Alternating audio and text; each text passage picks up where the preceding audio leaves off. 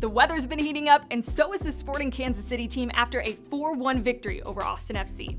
It was Sporting's 4th straight win at home, and just like that, the club has moved into a playoff spot for the first time this season. Welcome into this week's First Team Report. I'm Allie Trost-Martin. Coming up, we'll roll the highlights from that win over Austin, hear from manager Peter Vermes in his post-match presser, sit down with midfielder Nemanja Radoja after training, and run through what you need to know about Sporting's next opponent, LAFC. The rain was falling Saturday night, and so were the goals for Sporting Kansas City. Striker Alan Pulido kicked things off in the 19th minute for SKC. Costi got ahead on the ball, played it in, takes a deflection, then Pulido hits it one time and sends it in to put SKC up 1-0. Pressure yet, that's a good-looking cross, and it down. Sporting went the next 20 minutes without a shot, but ended the half with a few chances before entering the locker room with the lead. Sporting picked up right where they left off in the second half, scoring 2 more goals in a span of just 10 minutes. The first came in the 47th and started off a beautiful set-piece delivery by Eric Tommy. The ball landed in the path of Pulido, whose touch popped it wide to Castellanos. Costi absolutely burying this one from a tough angle to put SKC up 2-0. A well-deserved first goal in Sporting Blue for Robert Castellanos.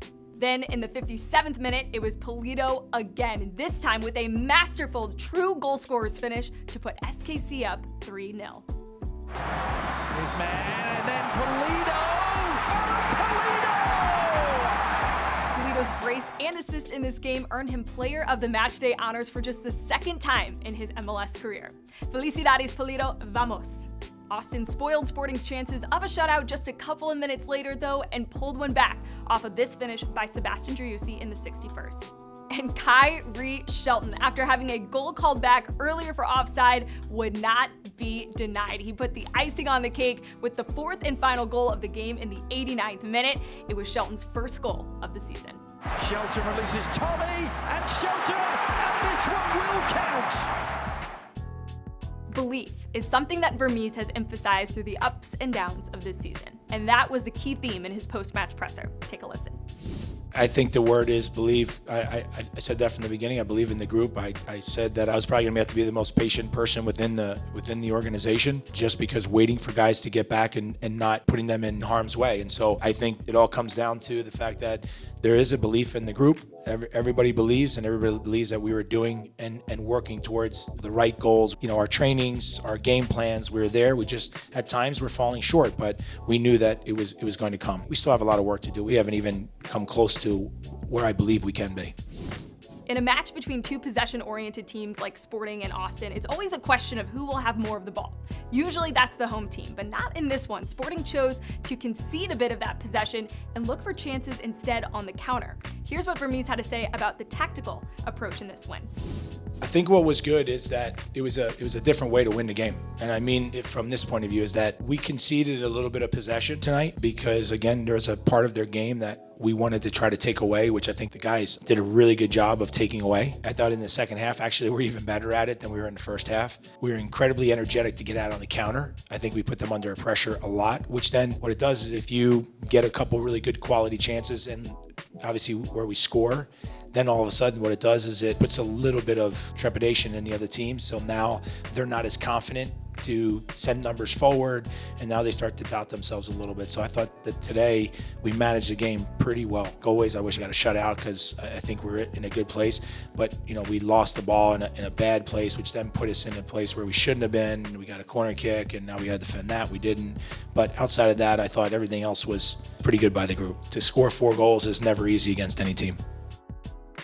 One player that has been a massive part of Sporting's recent turnaround is defensive midfielder Nemanja Radoja. He's back after being injured to start the season and has been huge for Sporting in the middle of the pitch. I had a chance to sit down with him this week to talk all about his return, the team's form, and a whole lot more. Take a listen. Nemanja, a 4th straight win at home over the weekend, and now the team is coming back to Children's Mercy Park looking for number 5 against LAFC. What's been working for this team? What has been the key to the change in the results? I think the team is doing a lot better than how we start the game. Everyone feel better, feel with more confidence, and when you are starting to win the games, you feel always better. And I think that we need to keep like this and make good games in our stadium with our fans, because we like to play in our stadium, and we are doing for now very well.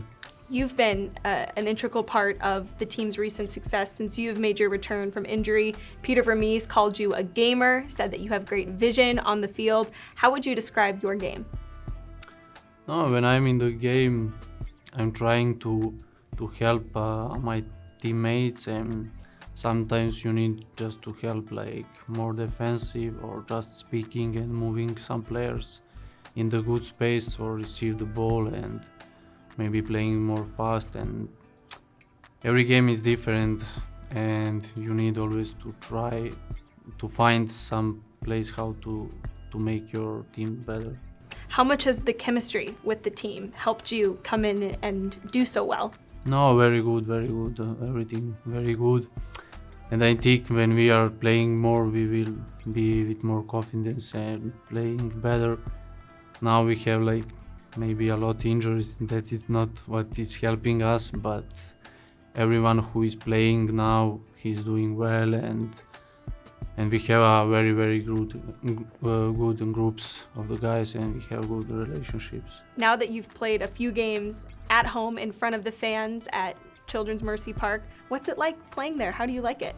No, it's very nice. The public here is great. We are good in our stadium, and the fans are very good. After every game, we go with the fans, and if we lose, we are there. If we win, they are there, and always this is good for us to have the fans always with us. Awesome. Nemanja, thank you so much for the time. Best of luck this weekend, Thank you. Thanks for taking the time to chat. Thank you. It wasn't all that long ago that Sporting traveled to LAFC and earned a 1-1 draw against the reigning MLS Cup champs at BMO Stadium. Since then, SKC have continued to rack up the points, while LAFC have started to see a bit of a dip in form. In tournament play, they were eliminated in the US Open Cup round of 16 and lost the CONCACAF Champions League final to Club Leon.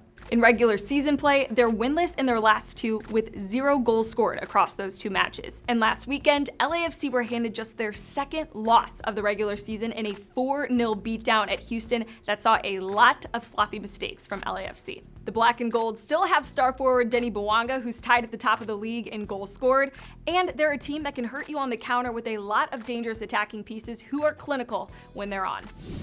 Thanks for watching this week's First Team Report. Going to be a fun one this weekend back at Children's Mercy Park, Sporting KC with the chance to make it 5 straight wins at home against LAFC.